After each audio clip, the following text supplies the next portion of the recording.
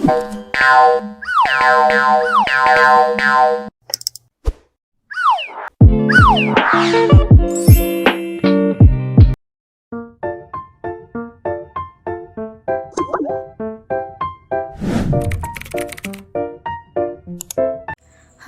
perkenalkan saya Anissa Fitria Sinaga dengan NIM 72133410005. Di sini saya akan menjelaskan salah satu macam-macam tipe energi, yaitu energi biofol. Biofol adalah nama lain dari bahan bakar hayati atau bahan bakar nabati. Biofol merupakan bahan bakar hasil pengelolaan secara organik dengan berbahan dasar senyawa dalam tanaman maupun hewan. Sifat dari biofol terdiri atas gas dan cairan. Biofol adalah bahan bakar yang berasal dari nabati atau tumbuhan. Sama seperti bahan bakar fosil, biofil juga dapat digunakan untuk berbagai kebutuhan seperti transportasi. Ada 3 cara pembuatan biofol. Yang pertama yaitu pembakaran limbah organik kering, kedua fermentasi limbah basah, yang ketiga yaitu fermentasi tebu atau jagung untuk menghasilkan alkohol dan ester. Selanjutnya yaitu jenis-jenis biofol. Biofil itu sendiri dibagi menjadi beberapa jenis, yakni bioetanol, biodiesel, dan biogas. Bioetanol pada dasarnya adalah etanol atau senyawa alkohol yang diperoleh melalui proses fermentasi biomasa dengan bantuan mikroorganisme. Bioetanol dibuat dengan teknik fermentasi biomasa seperti umbi-umbian, jagung, atau tebu. Biofil selanjutnya yaitu biodiesel. Biodiesel merupakan energi yang berasal dari tumbuhan atau lemak binatang. Biodiesel yang murni atau campuran dapat digunakan sebagai energi untuk menggerakkan kendaraan. Biodiesel adalah bahan bakar yang terbuat dari minyak kedelai, minyak rapeseed atau sejenis bunga, minyak buah jarak, hingga minyak bunga matahari. Yang ketiga yaitu biogas. Biogas adalah bahan bakar yang berasal dari hasil fermentasi sampah, tumbuhan atau kotoran, maupun manusia atau hewan. Saat difermentasi, sampah atau kotoran itu akan mengeluarkan gas. Gas itulah yang disebut dengan biogas. Selanjutnya yaitu manfaat dari adanya energi biofil. Manfaatnya yaitu sebagai salah satu sumber energi terbarukan. Biofil ini bisa mengurangi ketergantungan negara pada impor bahan bakar minyak, yaitu dengan meningkatkan ekonomi petani dan membuat bahan bakar yang lebih bersih karena emisi karbon yang dihasilkan lebih sedikit daripada bahan bakar fosil atau batu bara, sehingga biofil ini bisa mengurangi emisi karbon.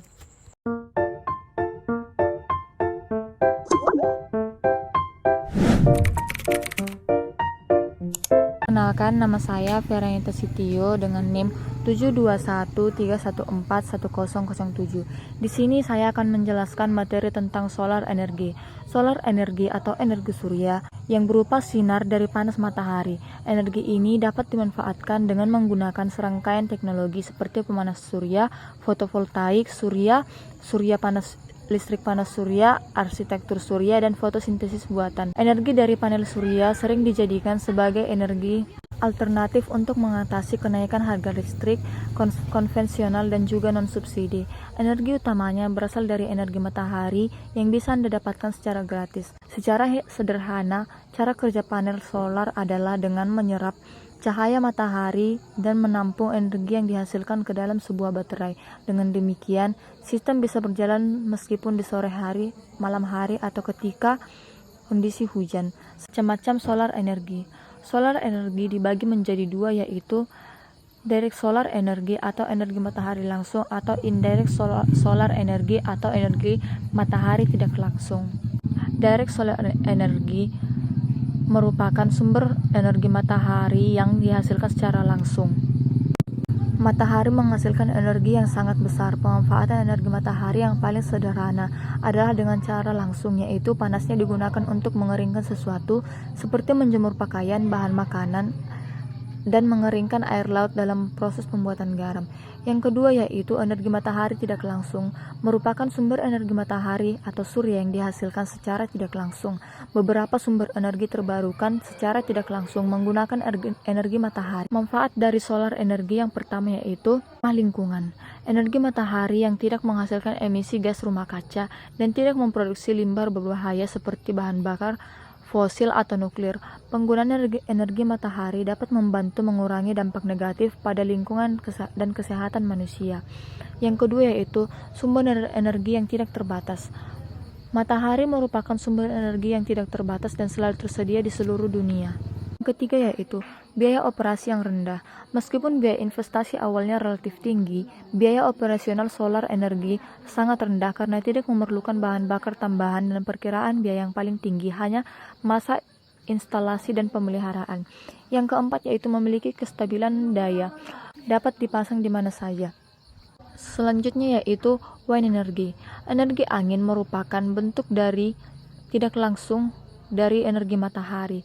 Energi dari sinar matahari ditransformasikan menjadi energi mekanik melalui pergerakan molekul udara yang bersifat sporadis dan banyak terdapat di permukaan bumi. Pada saat angin bertiup, angin disertai dengan energi kinetik yang bisa melakukan suatu pekerjaan.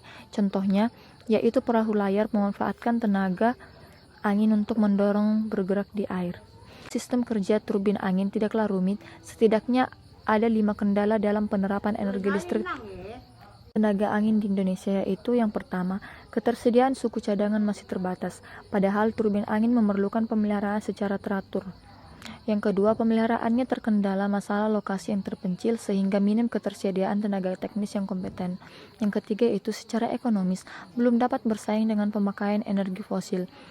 Yang keempat, pemetaan spasial potensi sumber energi angin setiap daerah belum banyak dilakukan. Dan yang terakhir, akibat berbagai kendala tersebut, investasi pembangkit listrik tenaga angin belum menarik di Indonesia. Contoh energi angin saat ini. Energi angin sering dibuat di peternakan angin. Beberapa ladang angin berada di darat dan lahan tersebut sering digunakan untuk tujuan tambahan seperti membiarkan hewan berumput. Beberapa lepas pantai yang berarti mereka berada di atas air. Yang pertama, Mupandal Wind Park adalah fasilitas angin darat terbesar di India. Taman Angin Jaisalmer adalah ladang angin darat terbesar kedua di India. Welnya Extension adalah ladang angin lepas pantai terbesar di dunia. Yang keempat yaitu proyek tenaga angin Danau Turkana. Ladang angin Gansu saat ini sedang dibangun di Tiongkok. Yang terakhir yaitu New Hampshire adalah rumah bagi ladang angin pertama di dunia. Itu terletak di Crockett Mountain, negara bagian.